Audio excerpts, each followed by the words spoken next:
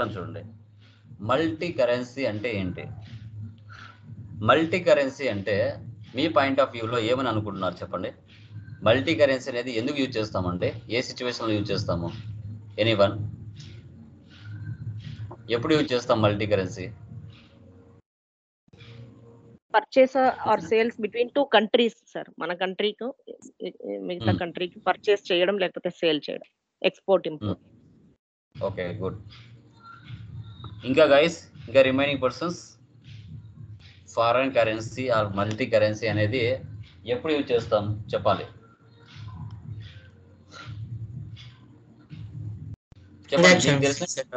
Foreign countries కి మనకు మధ్య జరుగుతుంది.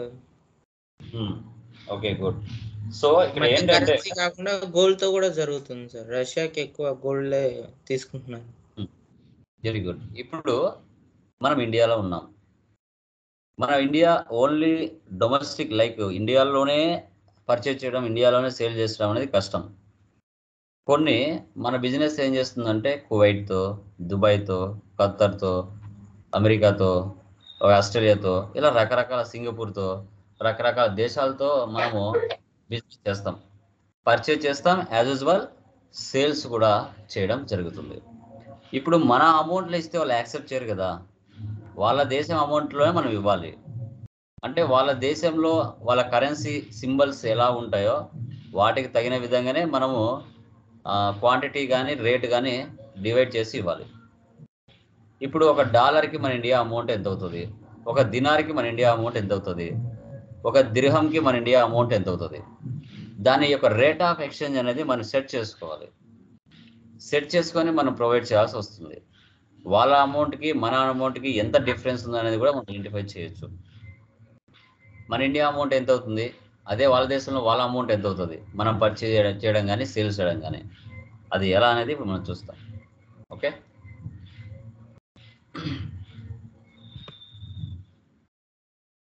చూడండి, universal computer needs multi currency అండి. ఓకే, ఇక్కడ బిజినెస్ స్టార్ట్ చేశారు. తర్వాత ఆస్ట్రేలియా, కువైట్, దుబాయ్. ఆస్ట్రేలియా వచ్చేసి డాలర్, ఒక డాలర్కి మన India amount 54 rupees. Kuwait dinar, DN అంటే దినార్, డిఎన్కి 210 రూపీస్. దుబాయ్ డిహెచ్ఎస్, ఒక డిహెచ్ఎస్కి 17 రూపీస్. ఇలా మనం చేయంగా నెట్ లాస్ 1,39,000 వచ్చింది. తర్వాత అమౌంట్ డిఫరెన్సెస్ కూడా మనం ఐడెంటిఫై చేయొచ్చు. ఓకే, సో అది ఎలా చేయాలనో చూద్దాం. Control C, new company create చేస్తున్నాను. Control C copy, control V paste. Andhra Pradesh, enter చేయండి. సేవ్. మెయింటైన్ అకౌంట్స్ ఆప్షన్ వేసి పెట్టండి. Bill wise no, maintain inventory, integrate accounts with inventory 2 options వేసి పెట్టండి. సో తర్వాత జిఎస్టీ నో పెట్టండి, ఈ ఆప్షన్ కూడా నో పెట్టండి. Accept or no, save. Okay, so once ఒకసారి కంపెనీ క్రియేషన్ చేస్తూనే 28 groups, 2 ledgers, 24 voucher type keys common. ఇప్పుడు క్రియేట్లోకి వెళ్ళి మనం ఫస్ట్ లెడ్జెస్ ఏమున్నాయో క్రియేషన్ చేద్దాం. లెడ్జెస్, ఈ ప్రాబ్లంలో ఎన్ని లెడ్జెస్ ఉన్నాయో చెప్పగలరా ఎవరైనా?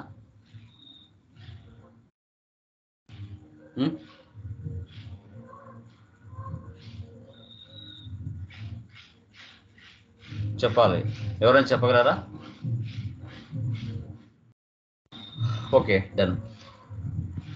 First capital 9 or 10. క్యాపిటల్కి క్యాపిటల్ చేద్దాం. Next ICICI bank,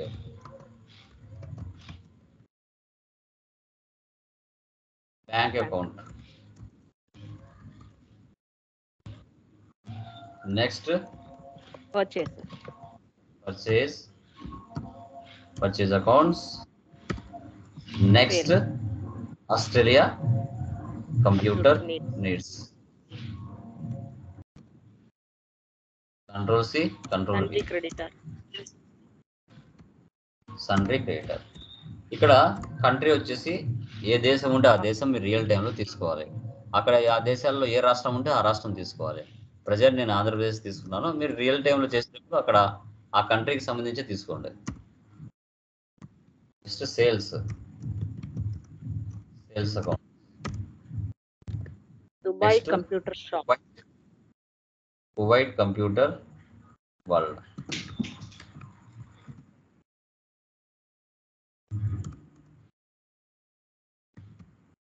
country డెప్టర్స్. Next Dubai computer shop.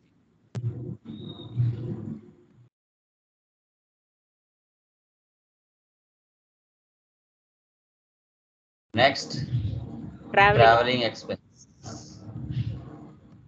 Indirect expenses.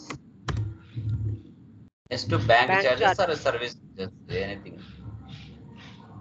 అప్పుడప్పుడు కట్ చేసుకుంటూ ఉంటారు కదా, ఇండైరెక్ట్ ఎక్స్పెన్స్. ఇవి లెడ్జెస్ అండి మనకి. దాని తర్వాత ఇక్కడ కరెన్సీ ఉందండి. ఈ కరెన్సీ క్రియేట్ చేసిన తర్వాత రేట్ ఆఫ్ ఎక్స్చేంజ్ అని ఒక ఆప్షన్ బయటకు వస్తుంది, లేకపోతే రాదు. Currency create. ఓకే, సింబల్స్ ఏమున్నాయో చూద్దాం. లాస్ట్లో ఏమున్నాయి ఇక్కడ మనకి? ఫస్ట్ డాలర్ ఉంది కదా, షిఫ్ట్ పడుతుంది డాలర్ ఇవ్వండి. డాలర్.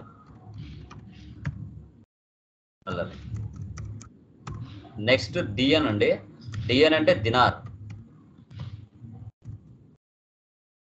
నెక్స్ట్ డిహెచ్ఎస్ అండి. డిహెచ్ఎస్ అంటే దిర్హమ్స్. ఓకే, ఇండియా అవసరం లేదు, అవే కదా, డాలర్, దినార్, డిహెచ్ఎస్. ఎస్కేపీ వచ్చిందా? రేట్ ఆఫ్ ఎక్స్చేంజ్ అని ముందు రాలేదు, ఎంటర్ చేయండి. వీటికి ఇప్పుడు అమౌంట్ డిఫైన్ చేయండి. రేట్ డాలర్కి ఎంత ఉంది మన ఇండియా అమౌంట్? 54 రూపీస్ ఉంది. నెక్స్ట్ డిహెచ్ఎస్కి ఎంత ఉంది? 17 రూపీస్. సో డిఎన్కి ఎంత ఉంది? 210 రూపీస్. ఇవి కరెక్ట్గా ఇవ్వండి. ఒకసారి తప్పు ఇచ్చే మళ్ళీ కరెక్ట్ చేసుకోలేదు. ఇచ్చేటప్పుడు కరెక్ట్గా ఇచ్చుకోండి. డిఎన్కి డిహెచ్ఎస్కి వేసారంటే ఎత్తిపోతుంది. Next units. ఒకటే ఐటమ్ ఉంది, numbers.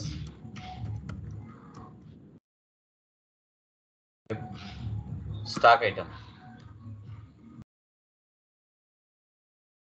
Lenovo P4 laptops. Control C, control V. Numbers save చేయండి. ఎస్కేప్. ఓచర్స్లోకి వెళ్దాం. సో ఫస్ట్ ఇది రిసిప్ట్ అండి. క్యాపిటల్ ఎంత పెట్టారండి? క్యాపిటల్ వచ్చేసి 75 lakhs. ఇప్పుడు వచ్చేసి ఐసిఐసిఐ బ్యాంక్ తీసుకోవాలి. వీలైతే డేట్లు మారుస్తారమో మార్చుకోండి. ఇక్కడ 14 ఇచ్చారు కదా, F2లోకి వెళ్ళి 14 ఇయర్ ఇదే పెట్టండి, ప్రాబ్లం లేదు. నెక్స్ట్ కాంట్రా, డేట్ మార్చండి 24. ఇక్కడ వచ్చేసి cash withdraw from bank, cash account to ICICI bank 5 lakhs.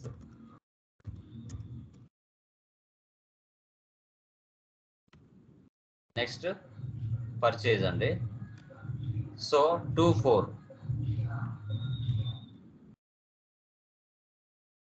Computer needs. Lenovo P4. ఇక్కడ చూడండి 80 నెంబర్స్, $600. ఫస్ట్ ఇక్కడ 80 ఇవ్వండి, సింబల్ ఇవ్వాలండి కంపల్సరీగా, $600. సో $600 అంటే అక్కడ అమౌంట్ 48,000. ఇక్కడ రేట్ ఇన్ ఫారెక్స్ 600కి రేట్ ఆఫ్ ఎక్స్చేంజ్ మన ఇండియా మొత్తం ఇంటూ చేస్తే 32,400 అయింది. ఓకే, ఎంటర్ ఇవ్వండి. తర్వాత ఈ 48,000కి 54తో మళ్ళీ ఇంటూ చేస్తే 25,92,000 అయింది. ఇక్కడ లాస్ట్లో అండర్లో యాక్సెప్టర్లో సేవ్.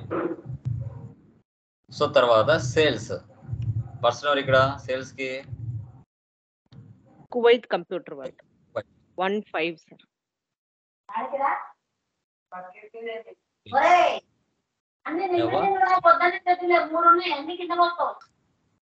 మ్యూట్ లో పెట్టుకోండి.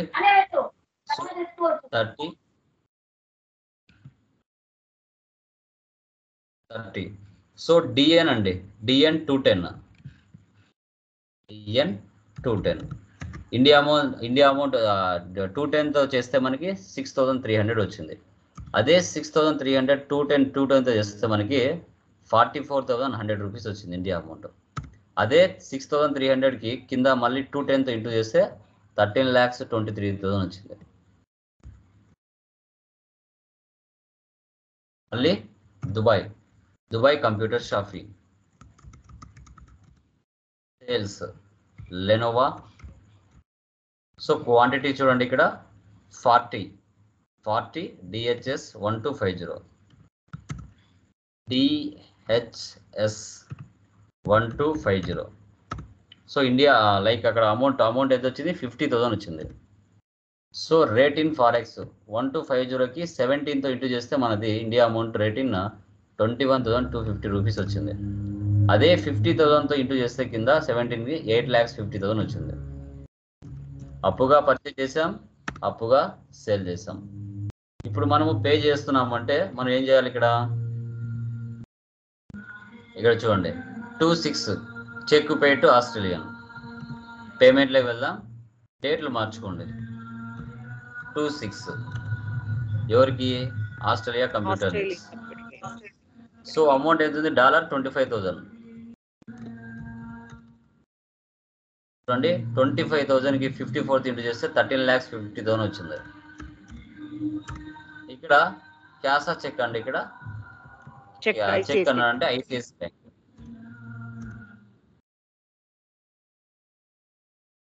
Save. Next 17 check received from Kuwait computers. 17 receipt level అండి. 17 రియల్ టైంలో ప్రతిరోజు డేట్లు మార్చుకోవాలి. ప్రతిరోజు కూడా డేట్లు మార్చాల్సి వస్తుంది. ఓకే, ఎడ్యుకేషన్ మోడ్ కాబట్టి మనం మార్చట్లేదు, బట్ రియల్ టైంలో కంపల్సరీ ఇవ్వాలి. DN 4,000 ICICI bank. మళ్ళీ డేట్ మార్చండి. నెక్స్ట్ ఏముంది? నెక్స్ట్ డేట్ ఏముంది? 27. సో ఇక్కడ వచ్చేసి దుబాయ్ కదా, Dubai. So DHS 5,000 ICICI bank. Next 18 travelling payment 18 travelling expenses 34,000 cash తీసుకో. Next 28 bank charges date 28